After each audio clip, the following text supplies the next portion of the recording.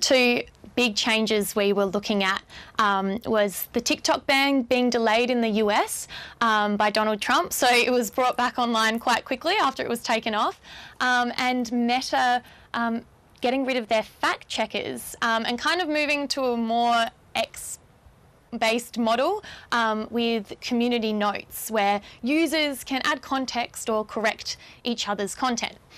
When we asked teenagers about these changes, they were quite, on the whole, wary, particularly about how this will impact the trust they have in social media, which was already quite low to begin with. Some did say that getting rid of fact checkers might open up space for more freedom of speech and new ideas, while others didn't really agree with that so much.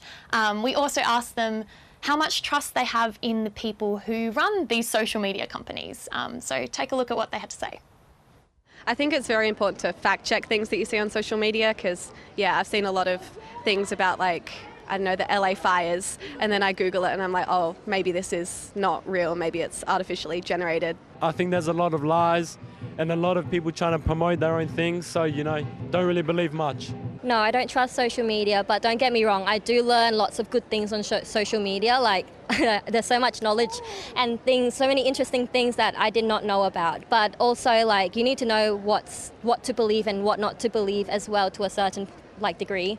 I want to say yes, but then there's also a part of me that wants to say no because as for me, when you download it, you only download it to log in. You don't really know what's behind it, who's really running it.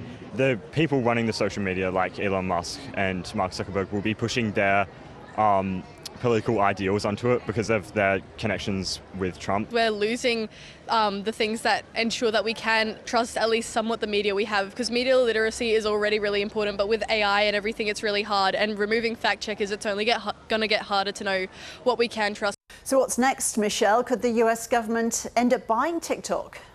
Yeah, look, that's a really good question. On Monday, President Trump signed an executive order to set up the Sovereign Wealth Fund in the US, which he says down the track could end up being used to buy TikTok.